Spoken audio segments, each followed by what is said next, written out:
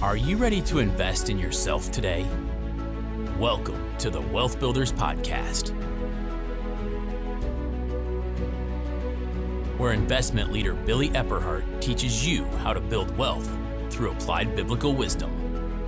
Scripture says in Deuteronomy 8:18, "Remember the Lord, your God, for it is He who gives you the ability to produce wealth." At WealthBuilders, our goal is to teach you how to build wealth through applied biblical wisdom in your finances, your business, and your investments.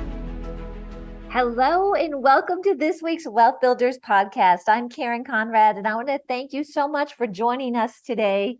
I am really excited about this podcast because last week I laid a foundation for you on how to recognize some areas that might be stopping you from being able to scale your business. And this week, I'm going to be giving you 7 keys to ignite your results through delegation with quality insurance, which all of us as entrepreneurs, we want to make sure that we have some control over the quality. You know, that's kind of our biggest fear in some areas, that we've worked so hard on our business and ministry, and we don't want somebody to step in and ruin it for us in many different ways. And it's completely avoidable. It doesn't mean that you won't have challenges along the way, but really what I'm going to be talking about today, if you write these down and follow through, it's going to help you to be able to scale while mitigating the risk that we talked about in the previous podcast. So let's go ahead and get started. Number 1, to being able to ignite your results and delegate with quality assurance is to document a plan with key KPIs, which are key performance indicators for the next 3 to 5 years. Why is this important? Well, I love the quote from Andrew Wommack. He says that if you aim for nothing, you will hit it every time. Isn't that a great quote? And it's so true. So if we don't really know, or we haven't agreed what we're aiming for, we really have no way to even measure whether we're successful or not. And building that plan, as I mentioned last week in our business coaching, we do the BMGC strategic business plan, where we develop the KPIs, your core, key performance objectives to focus on, because you have to know where you're going. What is it going to take? What does success look like for you and your business? Define it. And then from there, you actually have the ability to build out the activities that will help you get there. When I talk to business people and they want to do better, they want to grow, I'm talking to myself too. I mean, I've been in this position. And one of the first questions I ask them is, do you have a written plan? And they're like, no, I'm not calling you out or anything. It's just very common because we are so busy working in our business. But this is really important to document a plan, list out your KPIs and your business objectives, and then actually put some numbers for 1, 2, and 3 years in the categories, or 1, 3, and 5 years. And I can't go into a lot of detail just because of the time constraints on this, but these KPIs include both leading indicators and lagging indicators. Number 2, develop a dashboard based on those KPIs. When you're starting out, this doesn't need to be a fancy system. It's just taking the areas that you say that you want to hit, the measures that you know are going to help you get where you want to go, and then laying them out. What I do is put them in a spreadsheet. I lay out the categories, each of the categories. I put actual, budget, year-to-date variance, month-to-date variance, and then I put it by month, because if we just review it, well, first of all, you can't manage what you don't measure, okay? You cannot manage what you don't measure. So you won't even know if your team is doing a good job or not, or the money that you're investing in bringing additional team members in, unless you manage them, and you do that through these measurements. So then I lay it out by month, and I review it with the team every week, because you want to know if you're getting, really far off. So if you are lagging, you don't want to find that out 6 months into the year, right? You want to make those adjustments early, because what that's indicating to you is that the activities either aren't being done that you have told people to do, or you have kind of gone about it with the wrong activities. Usually when you go through this process, you're going to know what the right activities are, but there are times when there are shifts in the market or things that you didn't expect, that as you hit this early, you're going to make really early adjustments that are going to really help you in the near future, and of course, long term into the future. All right, so that was number 2, develop a dashboard based on those KPIs. Number 3, identify and document the key areas of your business operations. Now, one of the ways that we do this is we do this through the business model canvas, the BMGC. And we've got a lot of teaching out there on this on Wealth Builders University. The business workshop that we actually just did this last weekend. There's a USB where Billy covered this actually in depth. There's a lot of free content on the BMGC on the Wealth Builders website. So there's a lot of ways for you to get information on this. But this is a one-page business plan that is kind of the foundation of building your strategic business plan, because it truly does identify and have you document the key areas of your business operations. All right, number 4, identify or document positions for each area. So do you see, this is a little different. The BMGC was really about areas, and in some cases, key activities. This is about positions or people in each area.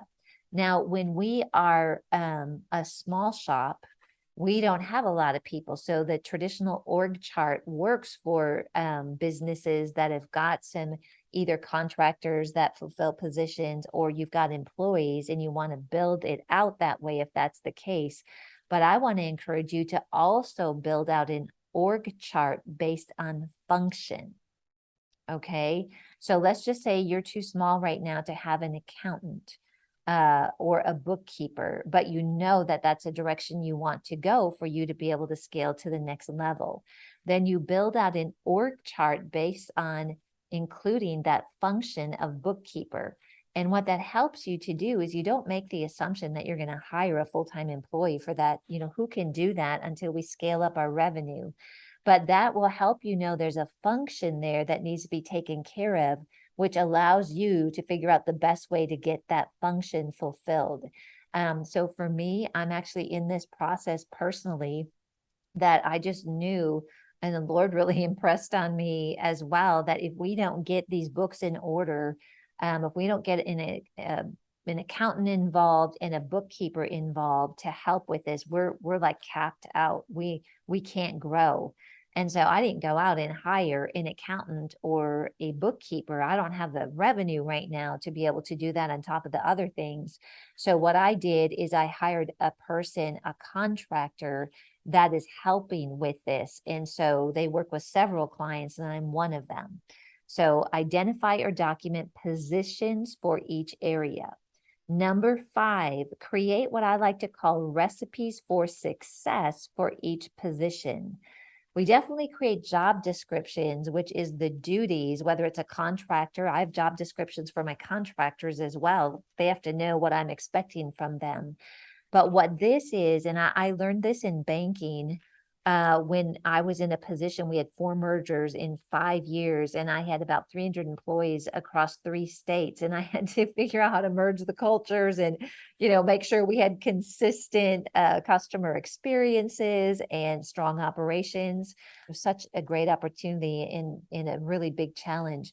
But the recipes for success were helpful because I brought the people in that were kind of leaders in their area that I could get on, like they're going to be on board with me because they were involved in this process. And what we did, and what you can do, is document the activities that you believe are needed by position to achieve your KPI. See, all of this connects going up into, your success, right? You kind of build it from the activity level You give people the activities and then you measure that they're doing the activities either daily, weekly, or monthly that are going to lead to the results in the KPIs, which is eventually going to lead to you seeing that vision come to reality.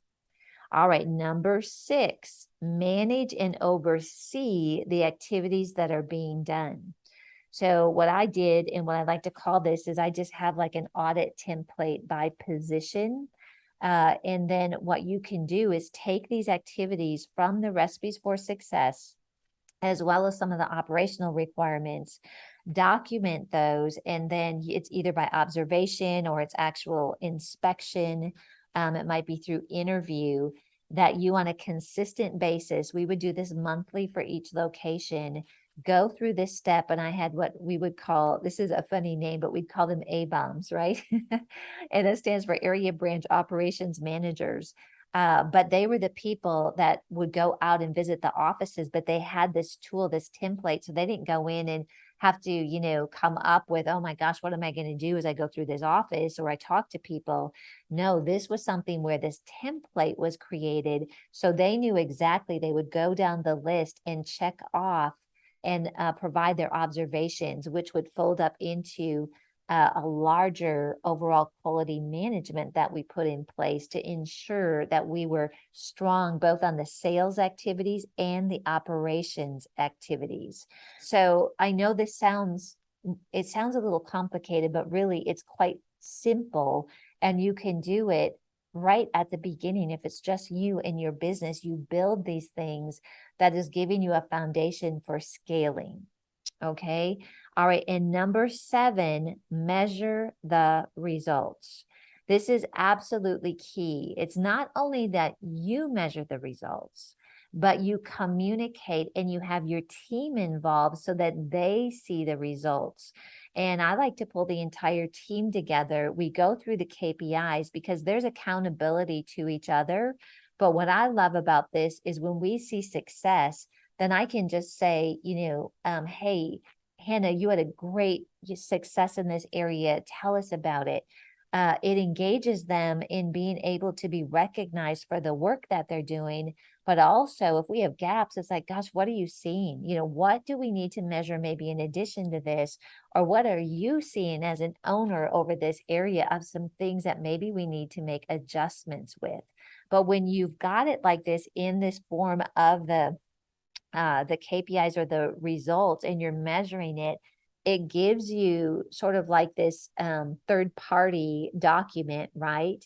That is telling us the story of how well we're doing. So it's not you as the boss saying, you're not doing a good job and you're doing a great job, which we always love to tell people when they're doing a great job.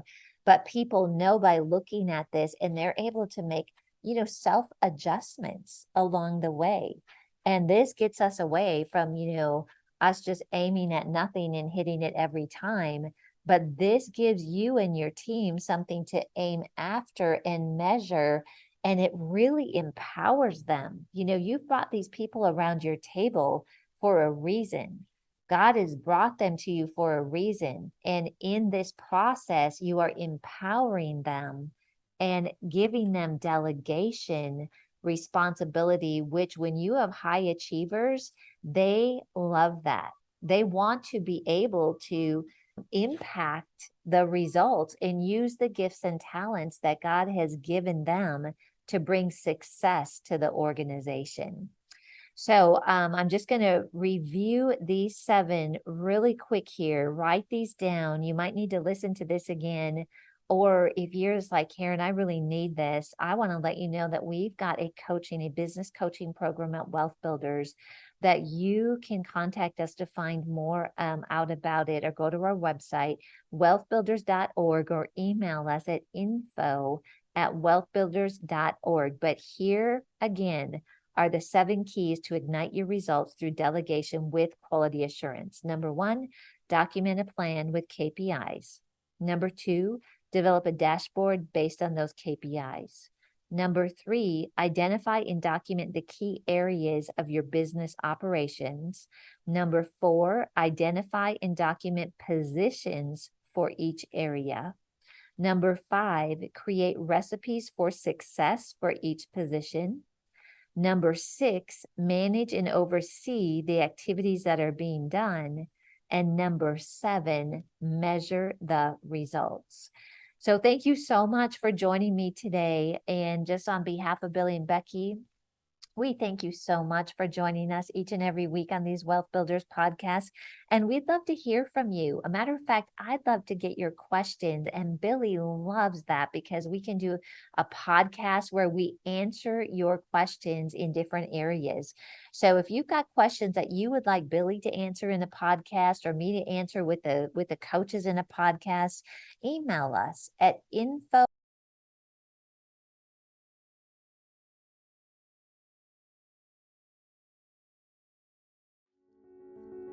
We hope you learned something of lasting value today from this Wealth Builders podcast.